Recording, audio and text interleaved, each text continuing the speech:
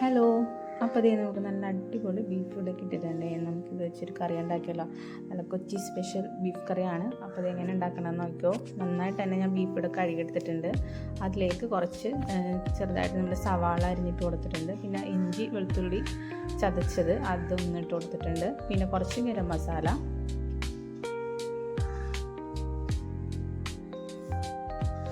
പിന്നെ കുറച്ച് ഉപ്പ്, പിന്നെ ആവശ്യത്തിന് മഞ്ഞൾപ്പൊടിയും കൂടി ഇട്ടിട്ട് നമുക്ക് 2 പച്ചമുളകും കൂടി അരിഞ്ഞിടാം കേട്ടോ. എരിവിനനുസരിച്ച് എനിക്ക് മുളക് ഇട്ട് കൊടുക്കാവേ.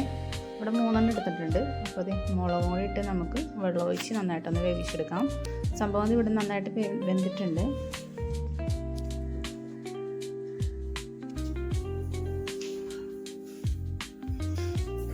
ഇനി നമുക്ക് അതിലേക്ക് കുറച്ച് ഉരുളക്കിഴങ്ങ് നമുക്ക് അരിഞ്ഞിട്ട് കൊടുക്കാം കേട്ടോ. ഉരുളക്കിഴങ്ങിന് പകരം നിങ്ങൾക്ക് വേണമെങ്കിൽ കപ്പയോ അല്ലെങ്കിൽ ചേന അതൊക്കെ ഇട്ട് കൊടുക്കാം കേട്ടോ. ഓപ്ഷണലാണത്, നിങ്ങൾക്ക് ഇഷ്ടമുള്ളത് ഇടാം.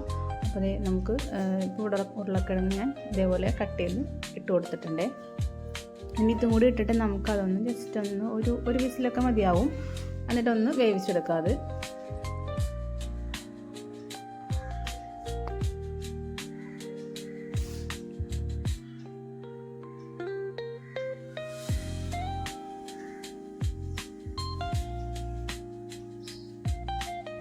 നന്നായിട്ട് തന്നെ അതൊന്ന് മിക്സ് ചെയ്ത് കൊടുക്കുക കേട്ടോ.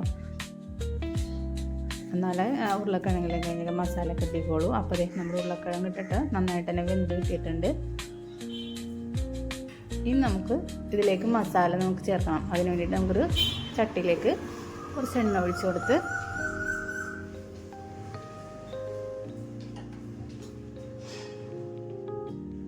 ഇച്ചിരി പെരിഞ്ചീരകം കൊണ്ടോ ഞാൻ ഇട്ട് കൊടുത്തേക്കണത്. അതും കൂടി ഇട്ട് നന്നായിട്ട് അത് പൊട്ടി വരുമ്പോൾ നമുക്ക് കുറച്ച് ഇഞ്ചി വെളുത്തുള്ളി നേരത്തെ ചതച്ച് വെച്ചാൽ കുറച്ച് ബാക്കി ഉണ്ടായിരുന്നു. അപ്പോൾ അത് നമുക്ക് ഇട്ട് കൊടുക്കണം. കുറച്ചിട്ടാൽ മതി ആദ്യം വേവിക്കുമ്പോൾ. പിന്നെ നമുക്ക് ഇതേപോലെ താളിച്ചിടുമ്പോൾ ഇടാൻ വേണ്ടിയിട്ട് കുറച്ച് മാറ്റി വെച്ചേക്കണം. അപ്പോൾ അതിൻ്റെ അകത്തുനിന്നും ഞാനിപ്പോൾ ഇട്ട് കൊടുത്തിട്ടുണ്ട്.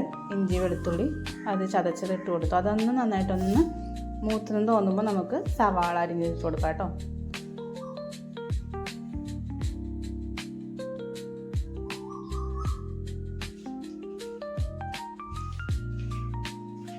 അതും കൂടി നന്നായിട്ടൊന്ന് വാടി വരുമ്പോൾ നമുക്ക് നന്നായിട്ട് തന്നെ അതൊന്നും പൊരിഞ്ഞ് വരണേ.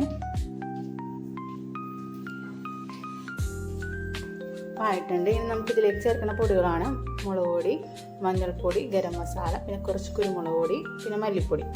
ഇത്ര സാധനങ്ങൾ എടുത്തിട്ട് നമുക്ക് ഇതിലേക്ക് ഇട്ട് കൊടുക്കാം കേട്ടോ.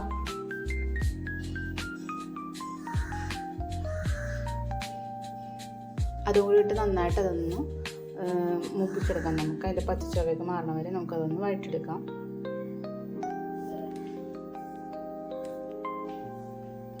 നമുക്ക് ഡയറക്റ്റ് അതിലേക്ക് നമ്മുടെ ഇറച്ചി വേവിച്ച് വെച്ചേക്കുന്ന അതിലേക്ക് ഇട്ട് കൊടുത്താൽ മതി.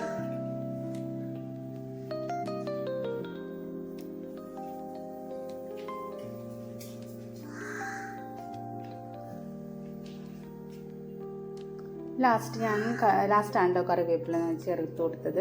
എന്നാൽ അതിൻ്റെ ഫ്ലേവറൊക്കെ നമുക്കൊന്ന് കിട്ടുള്ളൂ. അപ്പോൾ അതേപോലെ ചെയ്ത് നോക്കിയിട്ടുണ്ടെങ്കിൽ വേറൊരു ഫ്ലേവർ നമുക്ക് കിട്ടുമേ. അതുകൊണ്ടാണ് അപ്പം ചേർത്തത്. അപ്പോൾ അതേ നോക്കിക്കേ. ഇനിയിപ്പോൾ നമുക്ക് ഡയറക്റ്റ് നമ്മുടെ ഇതിലേക്ക് ഇട്ട് കൊടുത്തിട്ടുണ്ട്.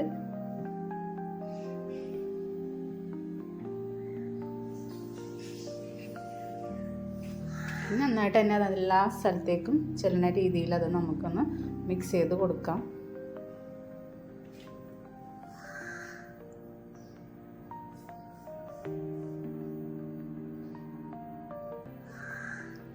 ഇനിയിപ്പോൾ കുറച്ച് ഞാൻ തക്കാളി എടുത്ത് മിക്സിയിൽ ഇട്ട് അടിച്ച് വെച്ചിട്ടുണ്ട്.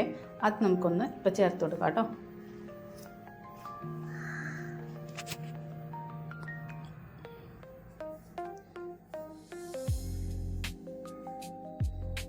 നന്നായിട്ട് തന്നെ മിക്സ് ചെയ്ത് കൊടുക്കാം.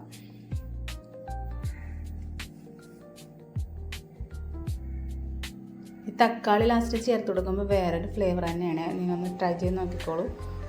ഈ കടയിലൊക്കെ വാങ്ങിക്കുന്ന ഒരു ബീഫ് കറിയുടെ സ്മെല്ലും അതേപോലെ ടേസ്റ്റൊക്കെ നമുക്ക് ഈ കറിക്ക് കിട്ടാറുണ്ട് കേട്ടോ. നിങ്ങളൊന്ന് ട്രൈ ചെയ്ത് നോക്കിക്കോ. ലാസ്റ്റ് നമ്മുടെ മല്ലിച്ചീര അതൊന്ന് ഇട്ട് കൊടുക്കാം.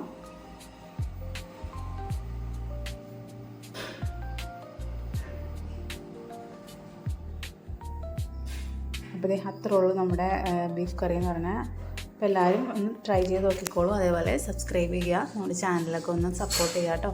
ഇനിയിപ്പോൾ നമുക്ക് നമ്മുടെ പുട്ടാണ് ഇതിൻ്റെ കോമ്പിനേഷൻ ഏറ്റവും നല്ലത്.